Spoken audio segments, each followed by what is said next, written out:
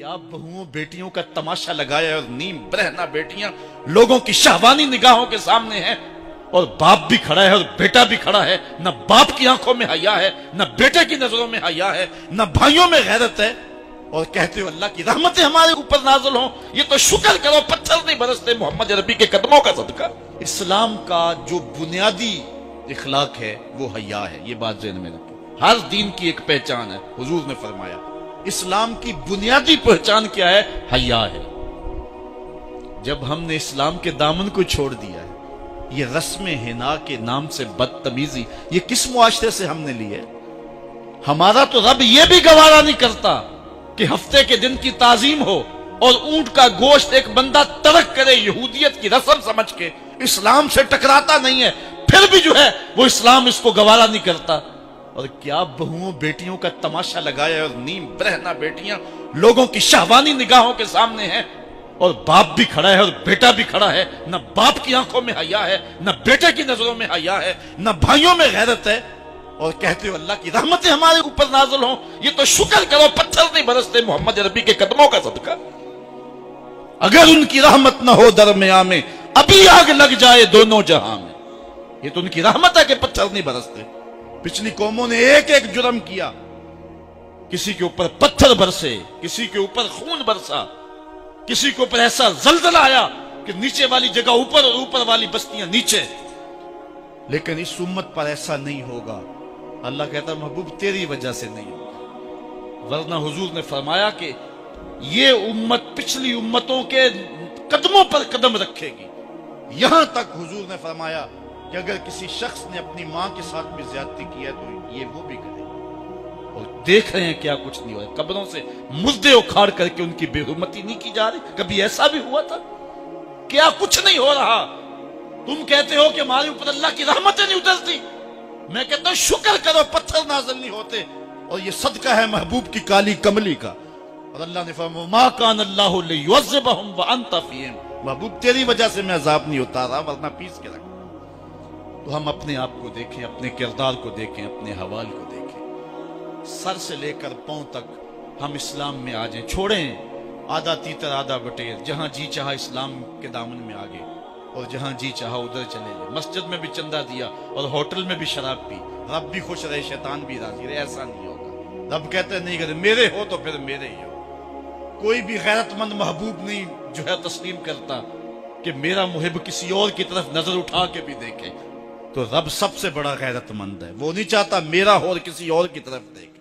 तुम कौन है? मगरबी तहजीब लगती क्या है तुम्हारी?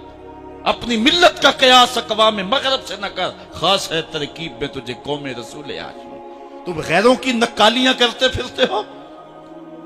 तुम्हारे सामने सईदा आयशा की सीरत मौजूद नहीं है। तुम मगरब के टीनों बनने की कोशिश करती है मेरी बेटी। तेरे सामने मोहम्मद की बेटी फातिमा का नक्शा नहीं है। किधर भाग रही है? ये बाल खोल के बाजार में कौन जा रहा है? ये नीम बरहना कौन जा रहा है?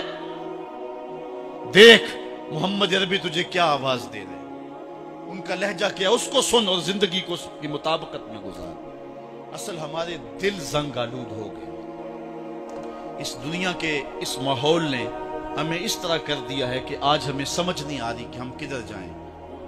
उलमा फरमाते हैं जब दिल जंग आलूद हो जाए तो पाक लोगों की सोहबत इख्तियार और कसरत जिक्र। हुजूर ने इरशाद फरमाया लिकुल्ल शैन सिकाला व सिकालतुल कुलूब जिक्रुल्लाह।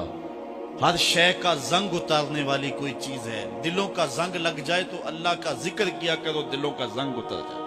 और एक और हदीस में हुजूर ने दिलों का और मन का मैल उतारने के दो नुस्खे बयान किए। एक कसरत के साथ मौत को याद करना, कसरत के साथ मौत का तज़किरा, और दूसरा कसरत के साथ जो है वो तिलावत कलाम मजीद। असल 10-15 सालों से हमारे साथ जो कुछ हुआ है, आज अगर कोई तज़किरा मौत करे, कोई आखिरत की याद दिलाए, कोई अमल की बात करे, वो कहते हैं ये तो वैसे खुश कैसे, क्या पता, कब्र का मजाक उड़ा रहा है। अल्लाह अकबर।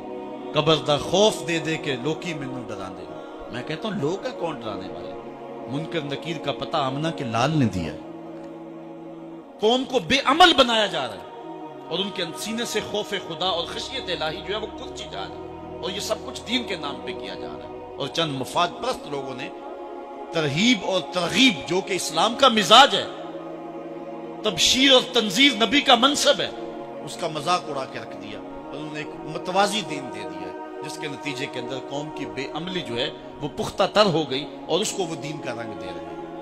اللہ کے محبوب علیہ الصلوۃ والسلام نے فرمایا کہ دلوں کو زنگ لگ جائے تو ذکر سے اتر دو، دلوں کو زنگ لگ جائے تو قرآن سے اتر دو، دلوں کو زنگ لگ جائے تو موت کی کثرت کے ساتھ یاد کرنے سے اتر دو۔ قرآن مجید کی تلاوت معمول زندگی بنا۔ وہ کہتے ہیں کہ چہرے کا پردہ نہیں ہے، ہاتھوں کا پردہ نہیں ہے، پاؤں کا پردہ نہیں ہے۔ شاید وہ اس بات کو جو ہے وہ سمجھنے سے قاصر ہیں کہ یہ محارم کے لیے ہے۔ عورت کا مخصوص اعضاء کا پردہ تو اس کے باپ سے بھی ہے، اس کے بھائی سے بھی ہے، اس کے محارم سے بھی ہے، حتیٰ کہ بیٹے سے بھی ہے۔ لیکن یہ جو اعضاء ہیں ان کا پردہ بھی عورت کے اوپر لازم ہے، چونکہ جو شر پیدا ہوتی ہے وہ چہرے سے اس کا آغاز ہوتا ہے۔ تو میں ایک بات کہا کرتا ہوں کہ یہ جتنے دلائل ہیں، ان دلائل کے جواب بھی علماء نے دیے ہیں، یہ ساری بحث کی جا سکتی ہے۔ میری مائیں بہنیں تصور کر لیں کہ سیدہ فاطمہ تو زہرا کا پردہ کیسا ہوگا، تو ان کے تصور میں حیا میں لپٹی ہوئی فاطمہ دکھائی دے گی۔ بلکہ سیدہ فاطمہ تو زہرا سے جب پوچھا گیا کہ عورت کا صحیح پردہ کیا ہے، تو انہوں نے کہا کہ عورت کا صحیح پردہ یہ ہے کہ وہ کسی مرد کو نہ دیکھے اور کوئی مرد اس کو نہ دیکھے۔ حضرت عبداللہ ابن مکتوم رضی اللہ تعالی عنہ کے سامنے ازواج مطہرات نے پردہ نہیں کیا تو وہ آنکھوں سے نابینے تھے، تو حضور نے اس پر انہیں تنبیہ کی کہ تم نے پردہ کیوں نہیں کیا؟ تو انہوں نے کہا حضور وہ تو نابینا ہے۔ تو فرمایا کہ تم نابینا تو نہیں ہو۔ تو پردہ مرد سے بھی ہے، جہاں فتنے کا امکان بھی ہو، شریعت نے وہ راستہ ہی مسدود کر دیا ہے تاکہ کل کوئی فتنہ کھڑا نہ ہو جائے۔ تو میں سادی سی بات یہ کرتا ہوں کہ پردے کے حوالے سے دلائل کی دنیا بھی ایک بہت بڑی دنیا ہے، لیکن میری مائیں اور بہنیں یہ تصور کریں کہ سیدہ فاطمہ تو زہرا کا پردہ کیا ہوگا، تو یہ تصور کرنے سے ہی طبیعت میں حیا پیدا ہونا شروع ہو جائے گا، اور سیدہ کا پردہ اور ان کی عصمت اور ان کی آبرو کا انداز سمجھ میں آ جائے گا۔ حضرت اسماء بنت امیس رضی اللہ تعالیٰ عنہ فرماتی ہیں کہ میں سیدہ فاطمہ زہرا کے پاس بیٹھا کرتی تھی اور انہیں سب سے زیادہ فکر اس بات کی تھی کہ زندگی میں تو عورت اپنے پردے کی حفاظت کر لیتی ہے، لیکن مرنے کے بعد جب پٹڑے پہ چارپائی پہ اسے ڈالا جاتا ہے تو اس کا جسم جو ہے وہ جنبش کرتا ہے اور وہ مختار نہیں ہوتی ہے، تو اعضاء دکھائی بھی دیتے ہیں، اعضاء کی حیت بھی سمجھ میں آتی ہے، تو یہ بڑا مشکل لمحہ ہوگا جو مرنے کے بعد درپیش ہوتا ہے۔ تو فرماتی ہیں کہ میں نے انہیں کہا کہ جب حبشہ کی جانب ہجرت کی تھی تو میں بھی ان لوگوں میں شامل تھی، تو میں نے وہاں حبشہ میں دیکھا ہے کہ چارپائی کے چاروں پایوں کے ساتھ شاخ باندھ دیتے ہیں اور پھر ان کو درمیان میں جوڑ دیتے ہیں اور اس کے اوپر کپڑا ڈال دیتے ہیں اور یہ ایک ڈولی بن جاتی ہے۔ تو کہتی ہیں جب میں یہ بات بتائی تو سیدہ بہت زیادہ خوش ہوئی، کہا یہ تو ایک بہت اچھا طریقہ سمجھ میں آ گیا جس سے مرنے کے بعد بھی عورت کے پردے کی اور اس کے جسم کی حفاظت ہو سکے گی، کسی کی نظر نہیں پڑے گی۔ تو یہ وہ سیدہ ہیں کہ جنہوں نے اپنے پردے کی حفاظت یوں کی کہ غیر مرد نے انہیں نہیں دیکھا، اور پھر مرنے کے بعد بھی ان کے لیے وہ ڈولی تیار کر لی گئی، رات کی تنہائیوں میں ان کا جنازہ پڑا گیا، اور یہ وہ پاک دامن خاتون ہے جن کا آنچل مہر و ماں نے بھی نہیں دیکھا ہے۔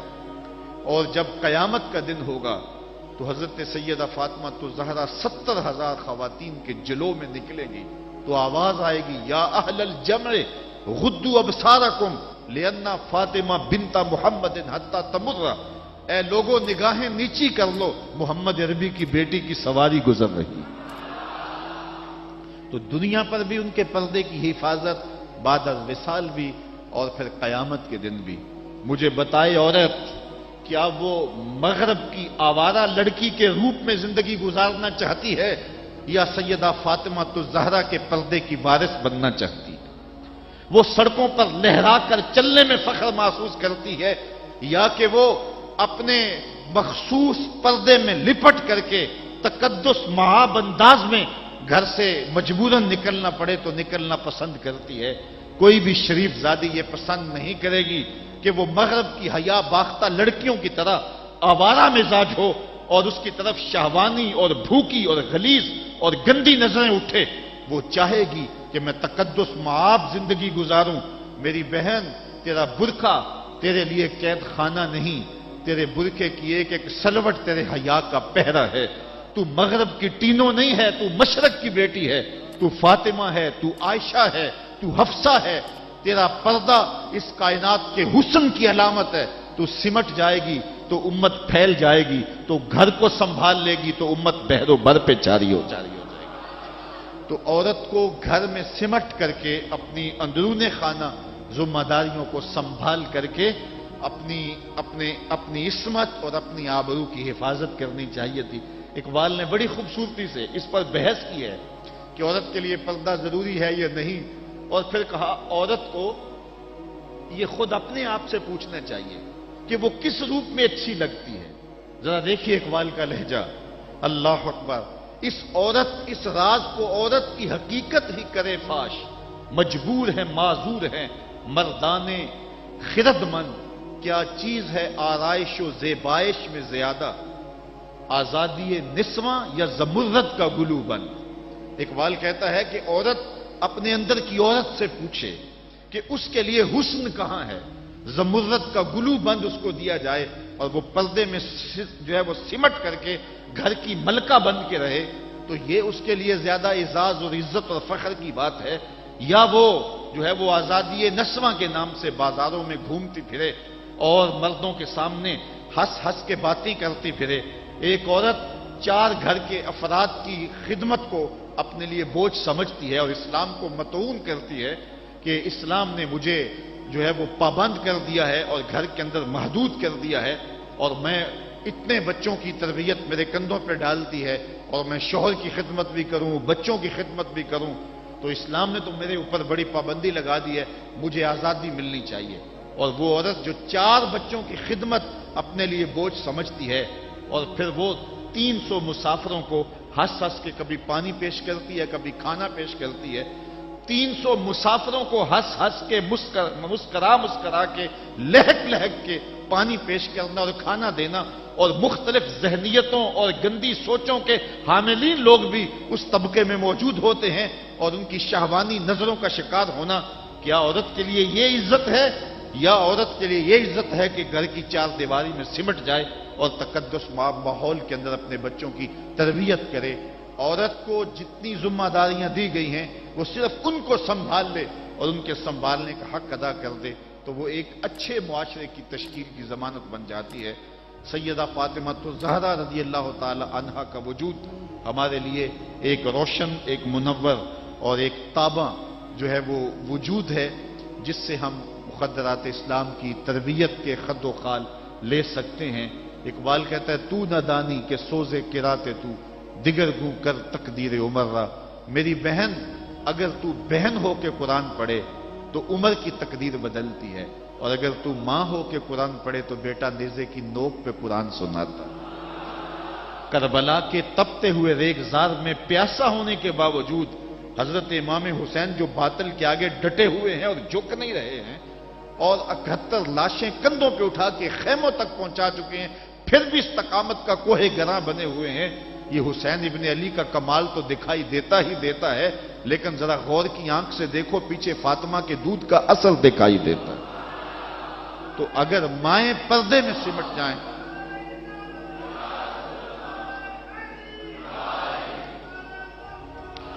تو یہ حضرت امام حسین کی صورت کے اندر امت کو جو خوبصورت تحفہ دیا.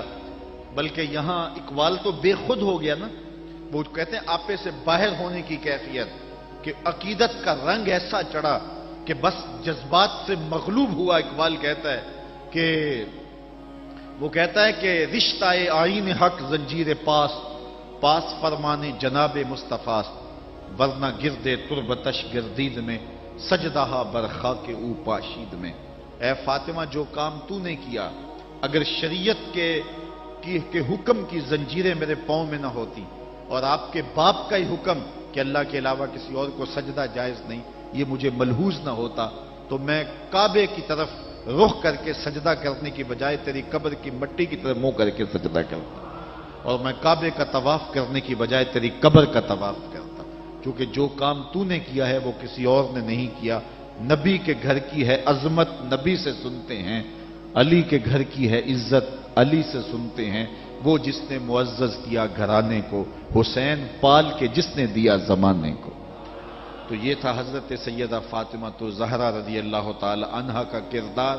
آج کی عورت سیدہ کے کردار کو اپنے لیے نمونہ حیات بنا کے اپنی زندگی کی راہیں متعین کر دے۔ اگر پندے سے درویش پذیری، ہزار امت بمیرت تو نہ میری، بطول باش و پنہا شو ازیں اثر کہ در آغوش شبیر بگیری۔ اگر فقیر کی ایک بات تو مان لے، ہزار امت مر جائے گی۔ اقبال کہتا امت مسلمہ تجھے زوال نہیں آ سکتا، اور وہ کیا ہے؟ بطول بن جا اور زمانے کی نگاہوں سے پوشیدہ ہو جا، پھر تیری گود میں بھی حسین کے جانشین جنم لیا کریں گے۔ تو جب عورتوں کا کردار بچوں کی تربیت تک محدود ہوتا ہے اور وہ اس کردار کو بحسن و خوبی نبھاتی ہیں، تو پھر ایک اچھا معاشرہ تشکیل پاتا ہے۔ لیکن جب حیا باختگی زمانے کو جکڑ لیتی ہے تو پھر قومیں اپنا وجود کھو دیتی ہیں۔ ہمیں ان تمام اسباب پہ غور کرنا چاہیے جس نے اس امت کو عروج سے زوال کی طرف دھکیل دیا، تو ہمیں ایک سبب یہ دکھائی دے گا کہ مخدرات اسلام کا جو کردار تھا، جو ذمہ داریاں تھیں، وہ اس نے پھر ادا جب کرنا چھوڑ دی اور اپنے دائرہ کار سے باہر آ گئیں، تو پھر وہ ذمہ داریاں نہ نبھانے کے سبب امت روح بزوال ہوئی۔ گھروں میں بیٹھ کر کے ماؤں نے تربیت کی تھی۔ ہم نے دور اسلام کے اندر بڑے بڑے مشکل حالات دیکھے ہیں۔ مشکل حالات میں جب اسلام پہ سخت سے سخت وقت آئے، لیکن جب درگاہیں بند ہوں گی، جب خانقاہیں بند ہو گئیں، جب مدارس دینیاں بند ہو گئے، جب اذانوں پہ پابندی لگ گئی، جب بہت کچھ ہوا تھا، لیکن ماں کی گود کی درسگاہ تو کبھی بند نہیں نہ ہوتی ہے۔ تو ماؤں نے اس وقت دین کو زندہ رکھا۔ آج بھی ہمیں اسی طبقہ نساء سے امید ہے کہ یہ دوبارہ امت کی نہضت کے لیے جو ہے وہ ایک با ہمت کردار ادا کریں گی۔ اللہ تعالیٰ خواتین اسلام کو حضرت سیدہ پاک کے اسوہ نور کی روشنی میں اپنی زندگی گزارنے کی توفیق عطا فرمائے۔